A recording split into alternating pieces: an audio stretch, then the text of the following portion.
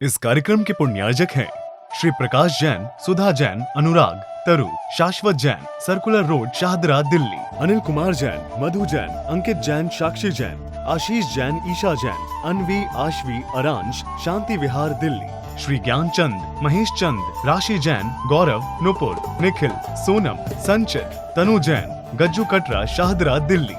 श्री सुरेंद्र कुमार जैन, स्नेहलता जैन, सचिन जैन, मधुलिका जैन, प्रणव जैन, पलवल।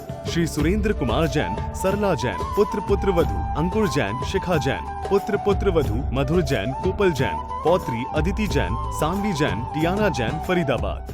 तीन भुवन में सार बीते राग विज्ञानता,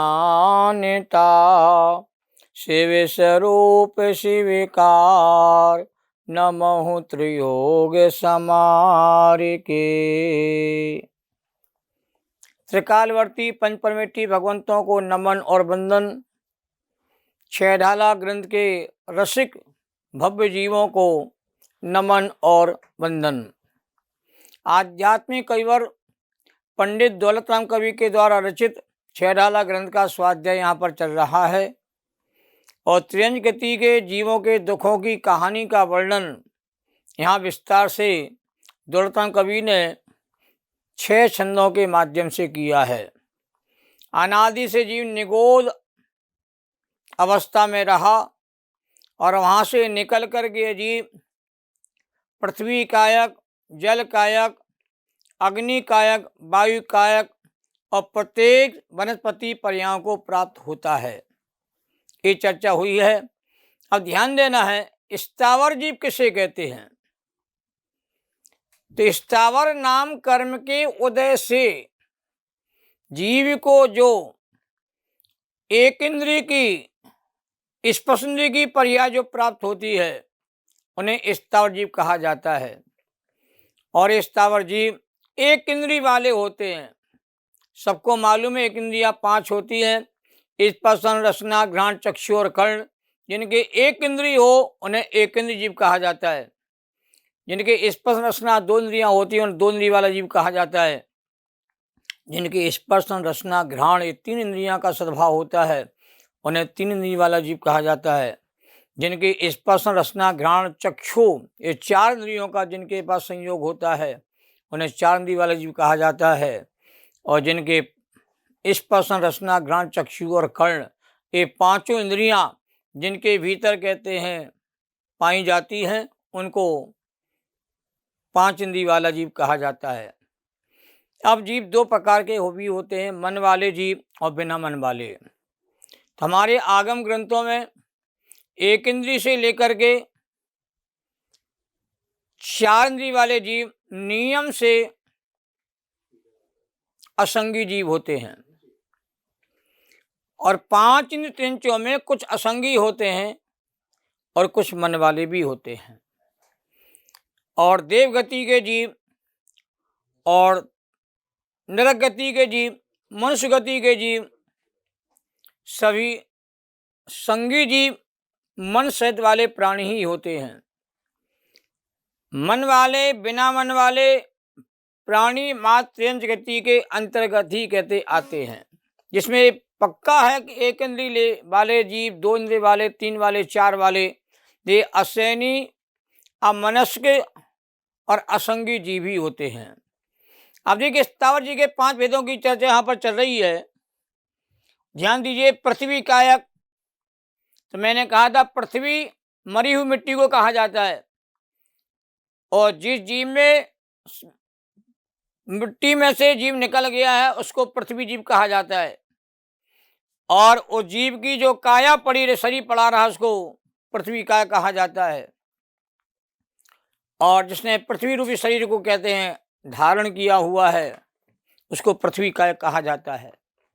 इस प्रकार से पृथ्वी कायक, जल कायक, अग्नि कायक, वायु कायक, वनस्पति कायक ये 5 प्रकार के भेद आगम में कहे गए हैं। अब पृथ्वी कायक के तो कोई भेद नहीं है, जल कायक के कोई भेद नहीं है, पर वनस्पति कायक के 2 भेद हैं। एक प्रत्येक वनस्पति है और एक साधारण वनस्पति है। और साधारण वनस्पति कायक जीव को ही निगोदिया जीव कहा गया था। ये चर्चा अपन कई बार कर चुके हैं। और प्रत्येक वनस्पति वाले जीव वो होते हैं, एक शरीर में एक शरीर का एक ही मालिक होता है, उसको प्रत्येक वनस्पति कायक कहा जाता है। इसके भी दो प्रकार के भेदों की चर्चा आती है, सप्रतिष्ठित और अप्रतिष्ठित। इसकी चर्चा मैं थोड़ी देर बाद आपके सामने करूंगा। अब ध्यान दीजिए, संसारी जीवों के दो प्रकार के भेद अब चार्ट के माध्यम से थोड़ा समझने का प्रयास हम करते हैं कि संसारी और मुक्त दो प्रकार के जीव होते हैं। जो जीव संसार में रहते हैं, चारों गतियों भ्रमण करते हैं, चारों गतियों में जिनका सद्भाव पाया जाता है, जो कर्म सहित होते हैं, जो परतंत्र होते हैं, पराधीन होते हैं, उनको संसारी जीव कहा जाता है।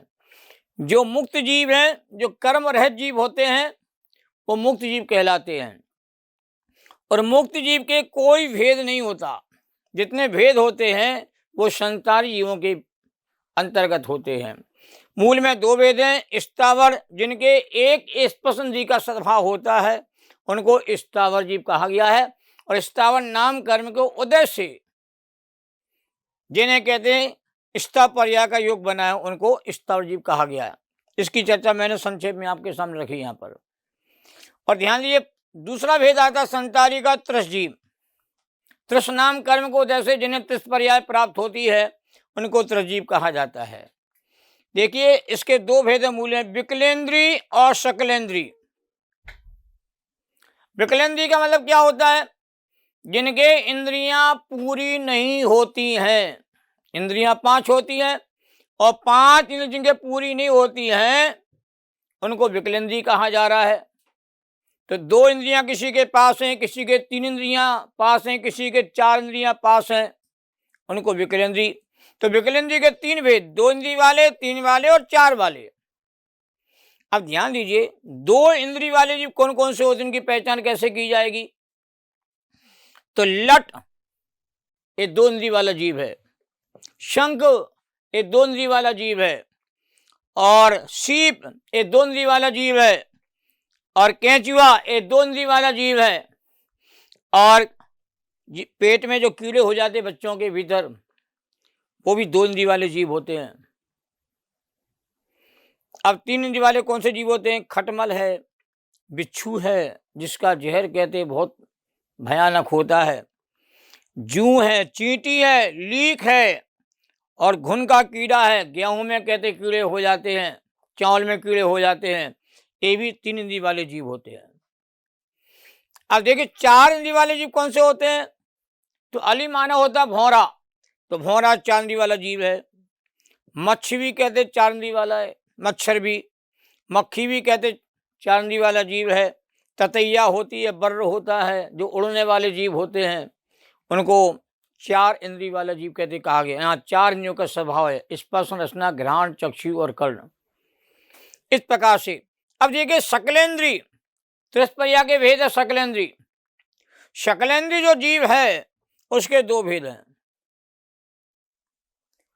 शकलेंद्री के 2 भेद हैं, एक असंगी शकलेंद्री जीव और संगी शकलेंद्री जीव। ऐसे सकल इंद्रिय वाले के 2 प्रकार के भेद कहते कहे गए हैं। अब जिनके इंद्रियां तो 5 हैं, पर उनके मन का सद्भाव नहीं होता है, वही हित हित का विचार नहीं कर पाते हैं, और कहते हैं आत्मचिंतन आदि नहीं कर पाते हैं, अपने कल्याण का मार्ग नहीं खोज पाते हैं, क्योंकि बिना मन वाले हैं। तो ऐसे भी जीव हैं जिनकी इंद्रियां 5 होती हैं और उनके मन नहीं होता है। तो ऐसे कुछ जीवों के नाम आपको बताना चाहता हूँ, क्योंकि त्रिंज गति में इस प्रकार का भेद होता है कि उनके 5 इंद्रियों का सद्भाव तो होता है और उनके मन नहीं होता। तो जल में कुछ सर्प होते हैं जो कहते 5 इंद्रिय, क्योंकि सर्प को पंचेंद्रिय जीव माना गया है, और वह जो सर्प है जल में रहने वाला बिना मन वाला होता है। कबूतर होता है, इसके 5 इंद्रियां होती हैं पर इसके मन नहीं पाया जाता है। तोता होते हैं, उनके 5 इंद्रियां होती है, मन नहीं होता है। गोह आदि होती है, उसके 5 इंद्रियां हैं पर मन नहीं होता है। इनको असंगी पंचेंद्रिय कहा गया है। अब ध्यान दीजिए, संगी जो पंचेंद्रिय जीव हैं वो देवगति के सारे जीव होते हैं। नियम से नारकी जीव भी संगी पंचेंद्रिय होते हैं, मनुष्य भी संगी पंचेंद्रिय होते हैं। और त्रियंज गति में कहते गाय है, भैंस है, बैल है, बकरी है, शेर आदि है, ये सब कहते हैं संगी पंचेंद्रिय त्रियंज जीव हैं जो मन सहती होते हैं। अब ध्यान देना कि पंचेंद्रिय त्रियंज के 3 भेद भी होते हैं, जलचर, थलचर और नवचर।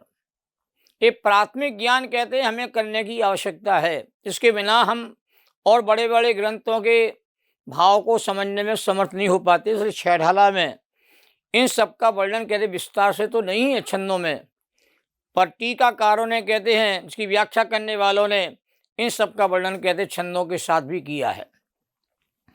तो पंचेंद्रिय त्रियंज के अंदर देखें, जलचर, जल में चलने वाले जो जीव होते हैं और जो कहते हैं पंचेंद्रिय होते हैं, उन्हें मछली कहते हैं संगी पंचेंद्रिय जीव है। और मछली जो जीव होते हैं ये सम्यक को भी कहते प्राप्त हो सकते। मगरमच्छ ये भी संगी पंचेंद्रिय जीव हैं। महामत्स्य होता है वो संगी पंचेंद्रिय प्राणी होता है। और इन जीवों को, जलचर वाले संगी पंचेंद्रिय जीवों को पंचम गुणस्थान तक की प्राप्ति का योग बन सकता है, ऐसा शास्त्र कहता है। और स्वयंभू रमण समुद्र में कहते जो बड़े बड़े मगरमच्छ होते हैं वो संगी पंचेंद्रिय होते हैं, वो 5वें गुणस्थान तक की स्थिति को प्राप्त कर लेते हैं परिणामों की निर्मलता के माध्यम से। और थलचर का मतलब वो है जो गाय, भैंस आदि प्राणी जो हैं, शेर आदि हैं, जो जमीन पर चलते हैं, पृथ्वी पर चलते हैं, उनको कहा जाता है थलचर जीव। और नवचर उन्हें कहा जाता है जो आकाश में कहते हैं गमन करते हैं, आकाश में विचरण करते हैं, उनको कहा जाता है नवचर। इनमें कौवा होता है, कबूतर होता है, तो ये सब प्राणी कहते हैं कि आकाश में कहते विचरण करते हैं, उनको नवचर कहा जाता है। इस प्रकार से मैंने चार्ट के माध्यम से आपको सरलता से समझाने का प्रयास किया है। अब छंद में इन्हीं चीज़ों का वर्णन कहते विस्तार से आने वाला है। और एक विषय रह गया हमारा, प्रत्येक वनस्पति के भेदों की चर्चा की गई है। वो विषय यहाँ पर आ रहा है कि वनस्पति काय के 2 भेद थे, प्रत्येक और कहते साधारण। अब ध्यान देना, प्रत्येक वनस्पति के 2 भेद हैं, सप्रतिष्ठित प्रत्येक वनस्पति और अप्रतिष्ठित प्रत्येक कहते वनस्पति। अब जिनका ध्यान देना, जिनका प्रत्येक शरीर साधारण शरीरों के साथ आश्रित रहता है वह सप्रतिष्ठित वनस्पति काय कहा गया है। और जिनका प्रत्येक शरीर साधारण शरीरों के द्वारा आश्रित नहीं किया जाता है उन्हें अप्रतिष्ठित कहते कहा जाता है, अप्रतिष्ठित। तो जिस शरीर के साथ निगोदिया जीव रहते हैं उनको सप्रतिष्ठित कहा गया। जिन शरीर के साथ निगोदिया जीव नहीं रहते हैं उनको अप्रतिष्ठित कहा गया। तो सप्रतिष्ठित प्रत्येक वनस्पति में एक शरीर रूपी मकान का एक ही जीव मालिक होता है, पर उसके आश्रित अनंत निगोदिया जीव रहते हैं। जो सब्जियां बिल्कुल कच्ची होती हैं उनके फूल ही निकलना प्रारंभ होते हैं, पक कर के तैयार नहीं हो पाती हैं और उन्हें तोड़ करके कहते बेचा जाता है या खाया जाता है, बहुत महंगी बिकती हैं वो चीज़ें।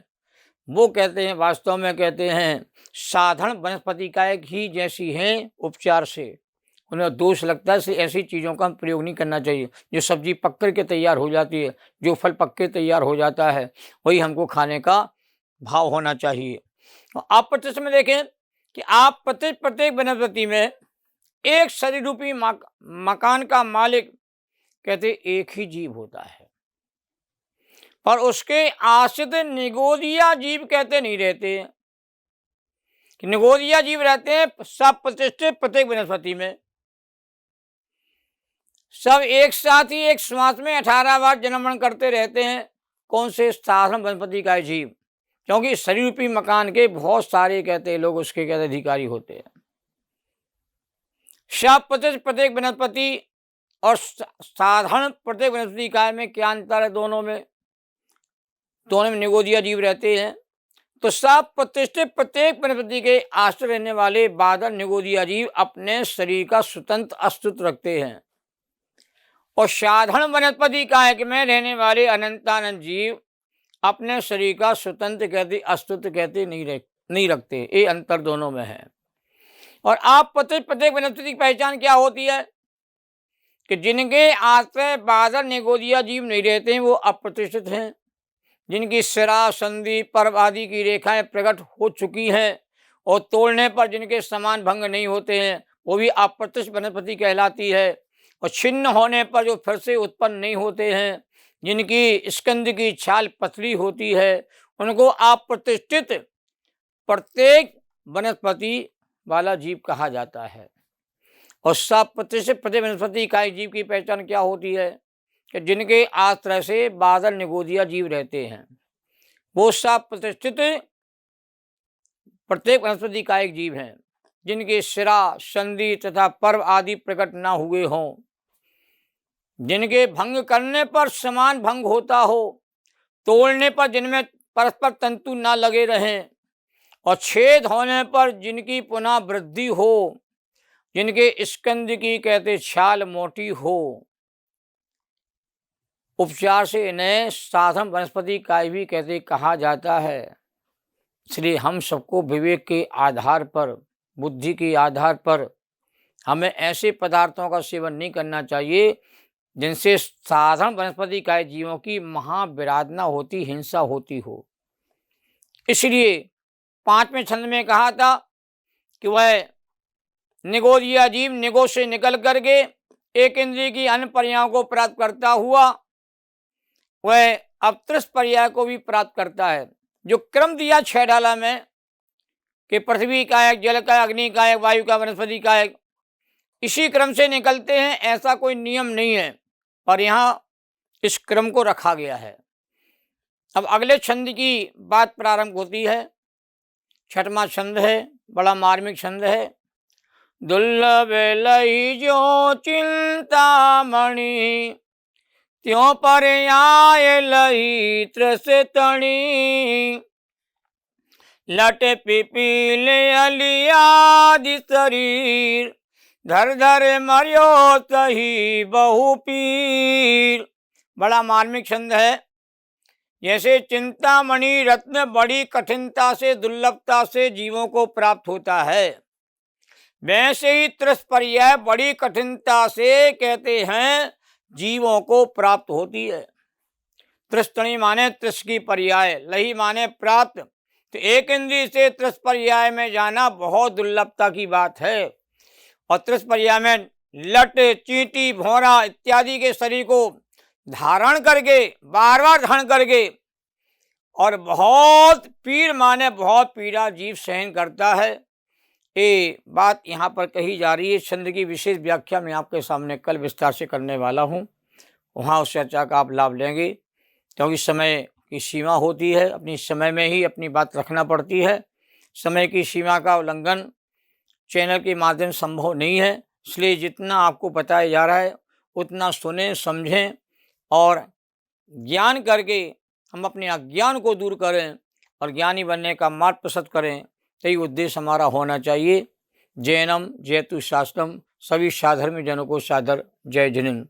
सहजानंदी शोध स्वरूपी अविनाशी में आत्म स्वरूप, ज्ञानानंदी पूर्ण निराकुल सदा प्रकाशित चेतन रूप, सदा प्रकाशित चेतन रूप। द्वासांग जिनवाणी माता को नमन और बंदन।